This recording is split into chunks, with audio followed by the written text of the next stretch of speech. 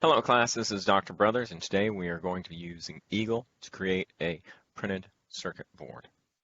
So this is the schematic view in Eagle, and I'm going to start by dropping down a couple of blocks. If we go in here, we have some design blocks. One of them is an audio amplifier with controlled gain, and this one, we can see a preview of what it looks like. We're going to bring it over here and we're going to drop it down. I'm going to drop it down just a little ways over here. It brings this up. This is renaming some nets to auto-generated names. That's fine. Now, we can look at this and there are some notes down here at the side. How to set R3. R3 is going to be the trim resistor. The gain is going to be set depending on R3. Potentiometer 1 acts as a volume control knob. So let's go and look at potentiometer 1. Here's potentiometer 1. It's 10K resistor. If you see this little X that's in the middle of it, this is the handle for this given component. And we're going to right-click on that handle, and we're going to look at the package type. And if you see the package, this is what it looks like. It is a trimming potentiometer. So this is not really what we want to use for this because this is something that the user will use to adjust the volume. So we don't actually want it to be a trimming potentiometer. We want it to be an adjustable resistor where it's something that the user can interface with a lot and it's made to be adjusted frequently. So we need to switch that out in our actual design for our robots. But if we look at this, R3, we can again go into here and go into package and look at it. And this is again the same trim. Let's go and look at the data sheet for this real quick. This one's nice. They gave a link to the data sheet. And let's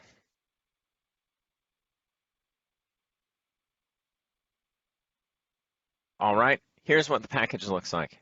This is a little trim pot, and you can see there's this screwdriver slot on the top that allows it to adjust the resistance.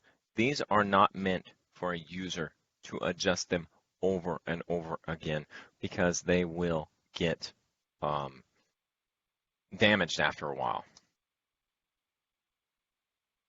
So we'll want to go in and change this out for something more like this, where it is a bit more rugged and it is able to be adjusted multiple times. And both of these are called potentiometers, but this one is really what we want to use. So we'll do that later. Looking at the rest of this, there are some comments down here. R1 acts as the control. The gain is set. By varying R3 across pin 1-8, the gain can be adjusted from 20 to 200 decibels. If the gain is 20, then the volume range is 0 to 20. If the gain is 200, the volume range extends 0 to 200. R2 and C2 act as filter to remove high-frequency oscillations. So we can go and look at R2 and C2, and here is a low-pass filter, basically is what this is. So this is one of the circuits that we're going to start as our starting point for our PCB. I want to drop down another one. We're going to go back to the examples and we are going to look at timers. And in this timer, here we have an adjustable LM555 circuit, and we're going to drop this one down. Now, when we drop this one down, I'm going to put it at the origin of the schematic because this is actually going to go over here. It's going to change some more net names. Part of that, what it does is has this resistor R, R4, and R5. But if you go down and look at the comments, it's talking about resistors R2 and R3. There are no R2 and R3s in this because in this other one, it already had an R2 and an R3. So it renamed the resistor. So let's go and change these comments to have them reflect what this resistor is called. This resistor is R4 and R5. So if we right click on this, go into properties, we can change this comment. R4 is connected if R5 is a NC, no connect, vice versa, meaning you're only going to use one of these resistors. And normally off load, normally on load. This is called a pull up and a pull down resistor. Let's finish changing these real quick, then we'll talk about that a little bit more.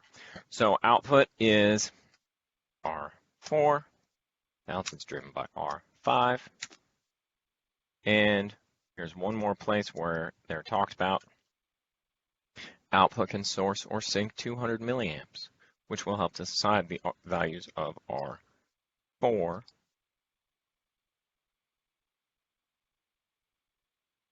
and R5, such that current through either should not exceed 200 milliamps used at a time. Okay, so that's good.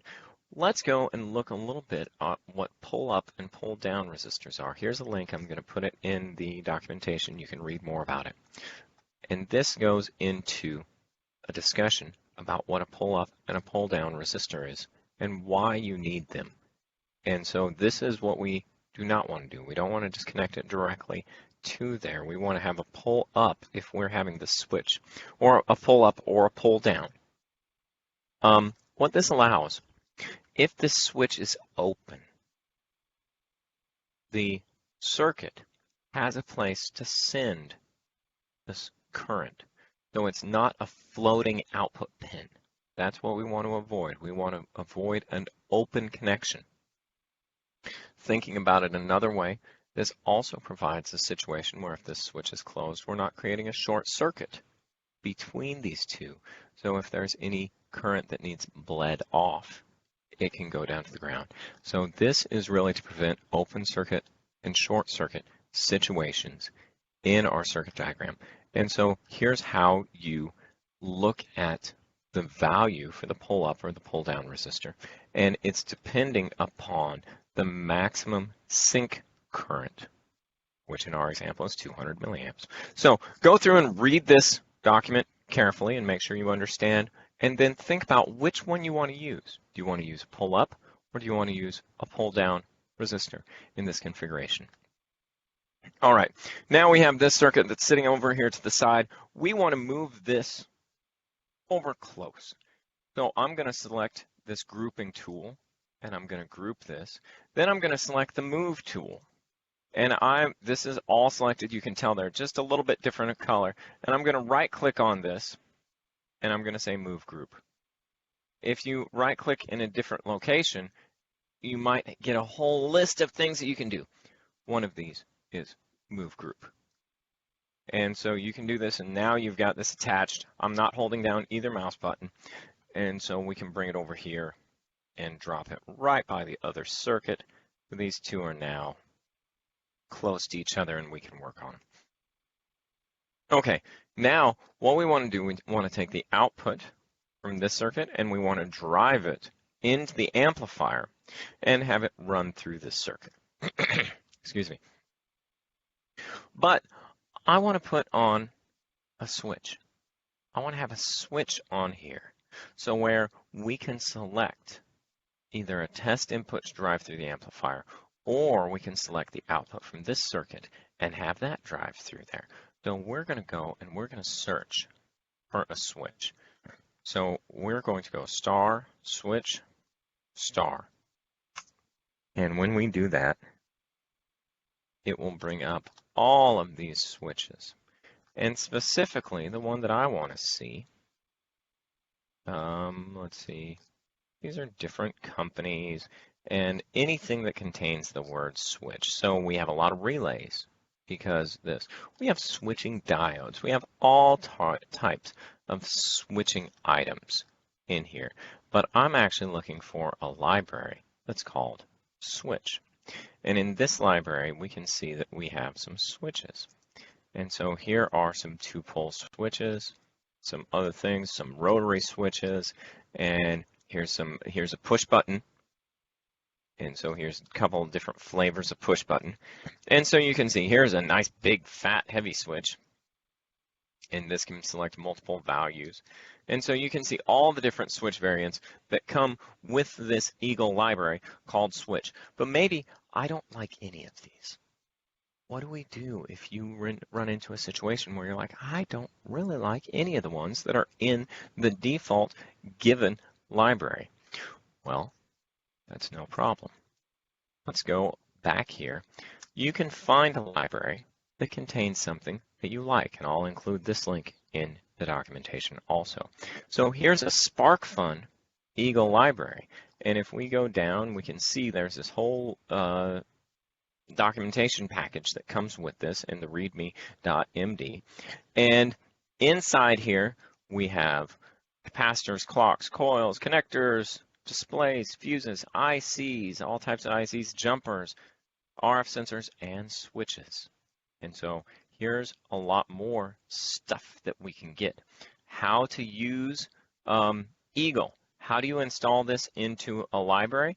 Well, we want to figure that out, so let's open up this link, follow this procedure, add this into Eagle. Once you have this added into Eagle, we can actually go to that library. So I'm going to delete the search, and we're going to come back here. And now here's the Sparkfun libraries as they were installed.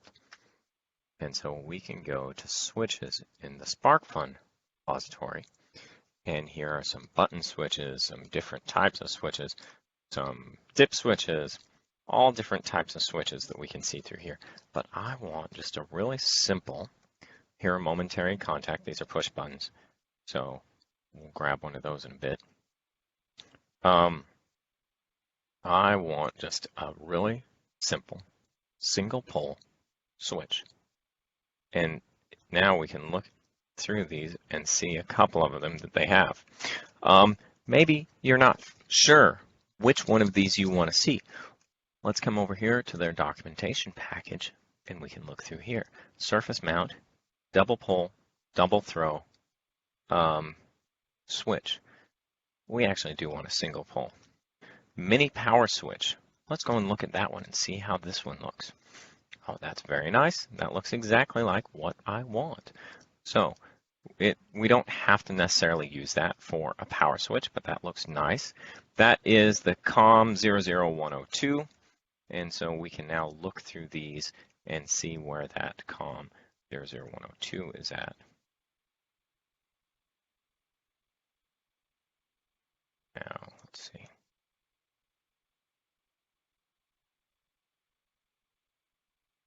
Okay. Single pole, double throw.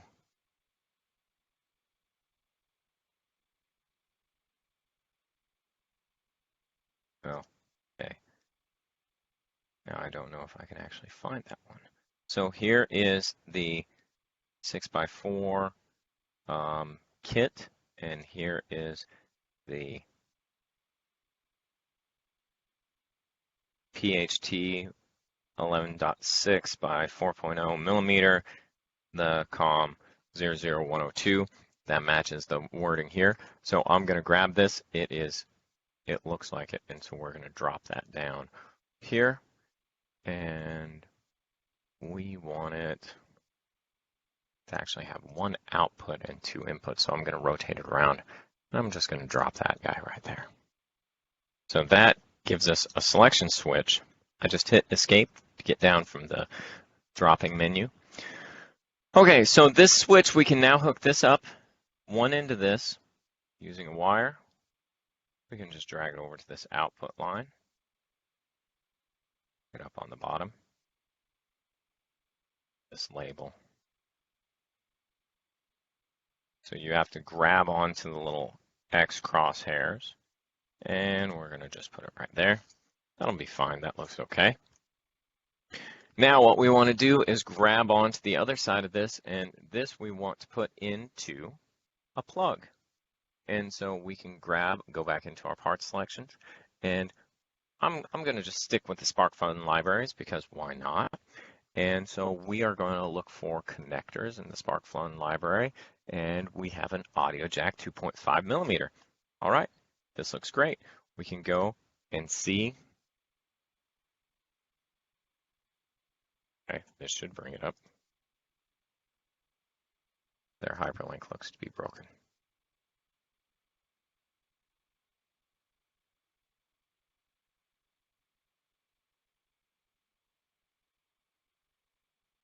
Yeah, their hyperlink is broken.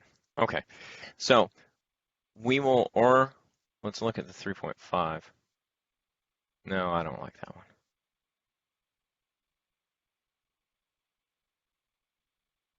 So we have the option to grab some of these different ones. This is holes only. This is a surface mount. This is with the hole and a mounting hole. And this is with what's called pogo pins. And they stick out a little bit from the body of it. So let's go with this one because it looks nice. We'll grab this one down and we will drop it down here so we can have input for this connection. I'll have to go and double check on the data sheet which pins get connected. So you drop that down, read the data sheet, connect up those pins. There's 3 pins. The outside one is ground. I'm pretty sure the R is the signal that we want to use, and the L is going to also go to ground, or maybe the R goes to ground. I have to double check that one. So now we have that can drive the switch. The switch, now, we want this to connect into right there. And so there's the VN that's going to go into there. Now the next thing we want to do, we want to drop down a couple of pin headers. The pin headers we're going to use for grounding and for voltage. And so let's go back to parts. And for this one, we're going to do a star pin header. Star. Search for that. Oh, it didn't like that. No, I think it's pin head, not pin header.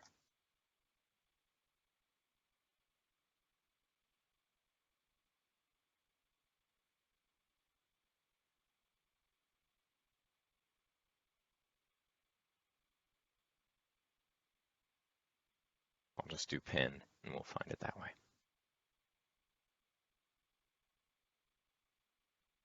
Jump down to the bottom.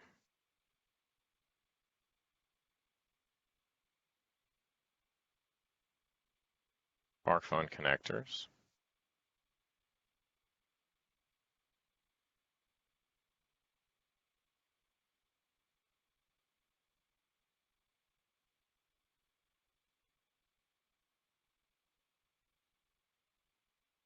There it is. This is it. Pinhead. I don't know why that didn't come up. Okay, so pinhead, this is going to give us the option to do a single, a double, triple. Now, a lot of these, when you get into them, they will have these status bars over the left-hand side. This can show how often a pin part is used and how much the people like it. So we're going to start off going with something like this, I think. Yes, this will work nicely. We're going to use a 4-pin pin header. We're going to drop this one down. And I'm going to right-click in order to rotate it before I drop it down. Escape to get out of the drop-down. Now, what we're going to do with this, if you look at these, the VCC and the grounds, these are symbols. These aren't actually, there's nowhere on this that's bringing the connections in. There's no connector. They're just ground symbols, but there's no actual connector for the ground. So that's what we're going to do with this. And we want to make this polarity independent. So I don't want to have to worry about which way I'm plugging the cable in. I want it to always work no matter what I do. So I'm going to take and I'm going to drop a line out here. I'm going to hit escape to drop it. I'm going to grab another one and I'm going to bring it down and connect it like this. And then I'm going to do the same thing on the inside. I'm going to bring one over here and bring it back. And then I'm going to come off here and go out with a little bit of a tail like that. There is a name command. I'm going to grab name. I'm going to click here and I'm going to call this ground. I'm going to put my ground on the outside. It's going to ask, do I want to connect this auto-named net to the net ground? I'm going to say yes, and it drops down a label for me. I'm going to do that same thing again. I'm still selected on the name command, so now I can connect this net, and I'm going to call this VCC. I'm going to, the place label checkbox is checked, so I'm going to say yes, I want to connect it to that net. I'm going to drop it down there. Now, that gives actual pin connectors that are going to connect into this VCC and this out. This speaker currently is physically being placed down on the PCB. However, I'll leave that, but I also might want the opportunity. Maybe that speaker is not in a good place when we actually get into the box, and I'm not exactly for sure where I want to run that speaker. So let's drop down another pin header, but this one we'll do a 2-pin pin header, and we're going to drop this one down, and we're going to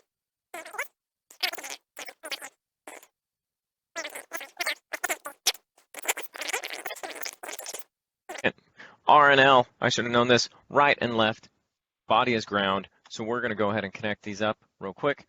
We're going to connect something to this one, and these we're going to just tie together because we're doing mono, we're not doing stereo.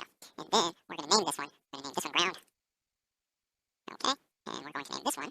No, we don't need to name this one, we're actually going to pull this one down here and connect it together and put our switch. And then we have this little nubbin sticking out, so we're going to take the trash can tool and then just click on this. That'll delete that. Okay, so now we have our audio jack that's going in through there that's connecting to all this. We have our thing, everything. So currently we only have these RA and RB connectors that are going on there. We want to change that so we can have a bunch of push buttons, and instead of just RA and RB, we can have a push button that selects the value of RA, RB. So let's just go and find a push button. I'm just going to drop one down to show how this can be done. And then after that, I'll leave you to finish that activity on your own. So if we go to Sparkfun again, they have nice little switches. They have momentary contact switches. That's what a push button is called. And that symbol looks perfect. I like it a lot. And we can look at these. And I like this one. This one looks nice. We'll grab this one, and we'll come down here, and we'll drop this down in line. And we need 8 of these push buttons. So 1, 2, 3, 4, 5, 6, 7, 8. And for some reason, it started numbering this at switch 2. So we must have a switch 1 in the design already. So that's okay. So I'm going to move this up just to space it well. We should rename these switches to be something that is more in line with the notes they make, but at this time I'm not worried about it. We're going to take the high side of these and connect the high side of these all to VCC because that's what's going on right here. So I'm going to grab another tool, copy. I'm going to copy this VCC, and we're going to just drag it up here and drop it down. Right there, we have our VCC. We're going to grab this line, and we're going to connect each one. You want to make sure that you've got that circle showing up so you actually have a connection. And then we're going to grab this one, put it in there, and go down this whole chain. I'm actually going to go to the very bottom one to make this easy. Okay, now we have the high side switch that's active. Now, there's a number of different ways that we can connect these up with the resistors, but I'm just going to do the easiest way. We're just going to grab this RA resistor, and I'm just going to duplicate it for all these different switches. So we're just going to run these switches, the resistors down. We're going to give one of these individually to each one of these switches. And so there's one, and now I'm going to copy that one. Copy that one and drop it down. Copy that one and drop it down. Copy that one. So now we have RA1 through RA8, and so that is a wonderful connection. Now we want to double check that these actually created a connection here, because sometimes you can lay components on top of each other and they don't actually connect. So if I grab it and move it around, the green line is connected. That's good. So now we're going to connect these all the way down.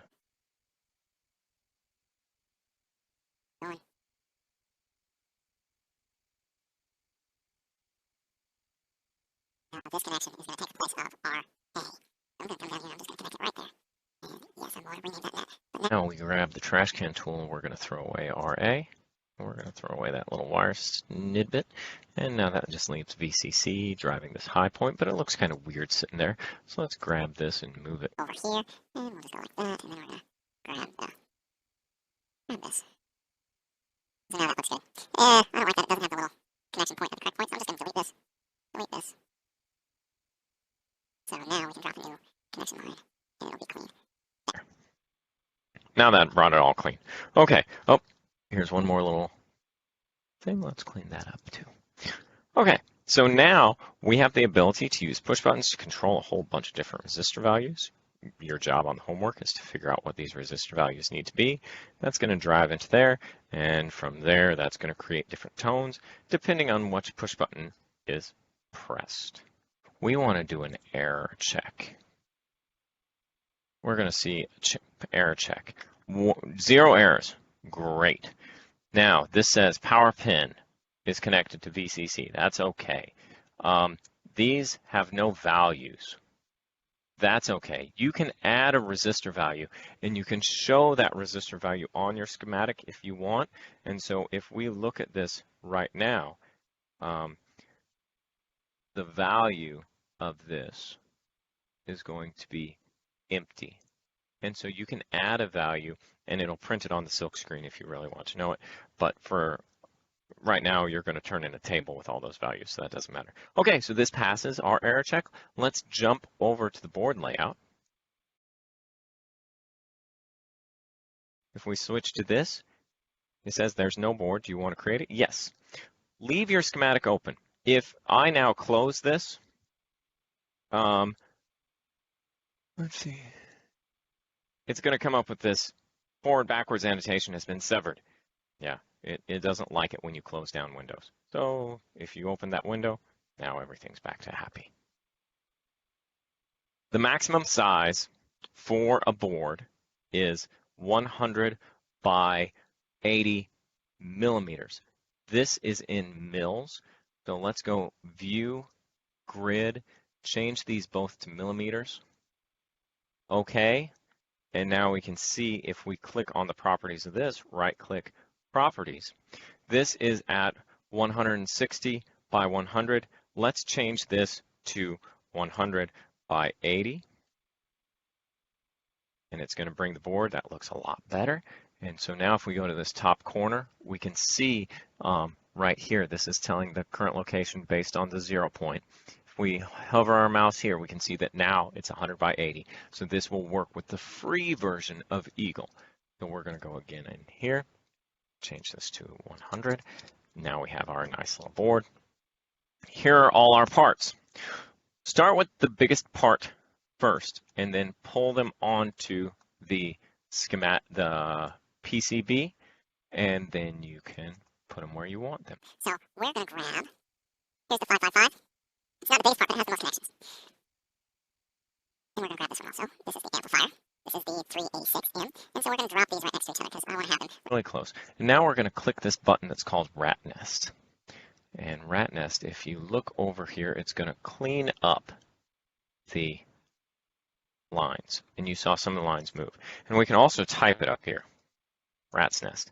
And either one of these does the same command. So the way that this program was actually made was to type the commands here, and then they would auto. And then they put in these buttons after, much later. So now we're going to drop down our push buttons. Let's just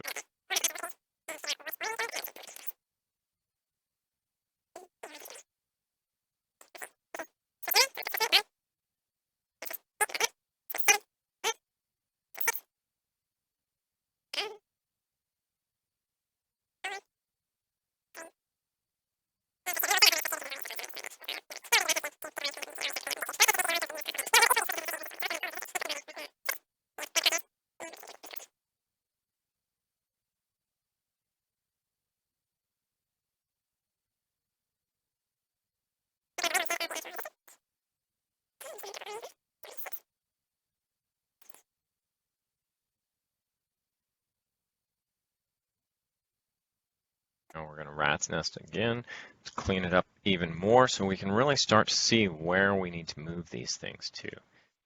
Now these are through-hole connections. So we can put these resistors on either side of the board. It might make more sense, because these are surface mount resistors, it might make sense to move these to the bottom layer. And to do that, I just clicked the mouse roller button, and it switches it the front to the back. And we can see when it does that, it also switches around the yellow trace lines. So we can right click and rotate it, get those yellow trace lines to be real close. And maybe we want to put these on the back of the board.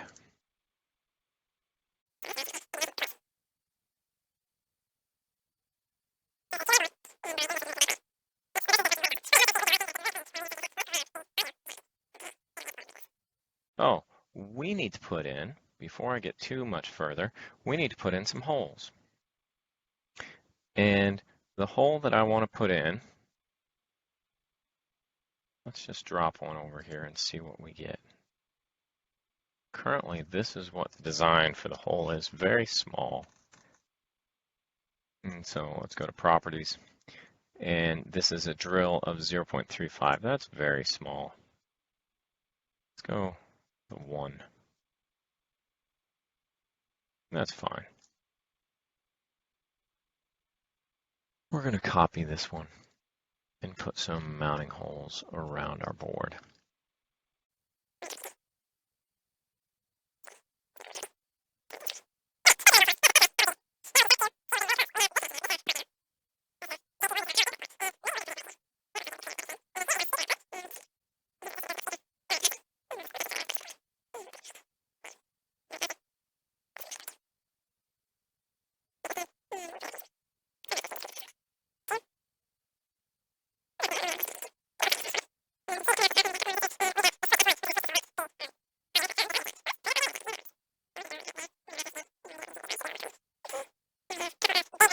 We never did change out the trim pot for the actual control, but we need to do that on our actual circuit.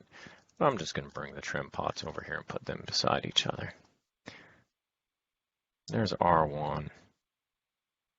We'll put R3 beside it. Do a rat's nest. This is starting to look pretty good. There's another capacitor. Oh, this one is only tied to those. So let's see where this one guy is going to go. And we can see it's going to go there. And so if we put that there, that's very nice. So a nice straight line. Just keep things clean.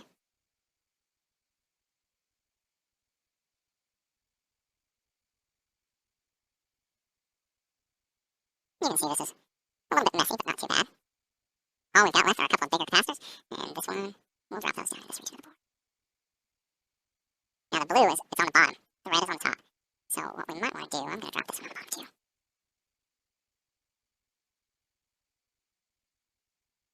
Yeah, I think I'm going to just put it in there. So let's do a rat's nest one more time and see how that looks. We're getting a lot closer. Let's grab this and rotate it around. This way it gives it a little bit more direct. All right.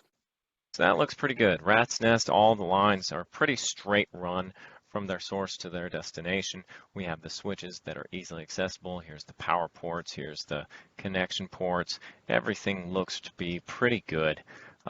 We can click on this manufacturing tab right now, and we can see what it's going to look like. It's going to put these things on here. It's going to put S2, S1, J1. So all this is looking pretty good. Now we can look at the bottom side. It's going to look like that. That looks pretty good. I like it.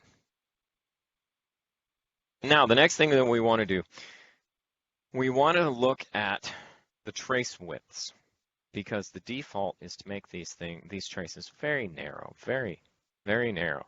So we're actually going to go, and I'm going to see if I can remember how to do this one off the top of my head. If we go to sizes, minimum width 6 mil. Let's see if I just change this to 10 mil right here. I think this does what I want this to do. Apply that and cancel that. And now we're going to run the auto route. Auto router right there. Auto route. And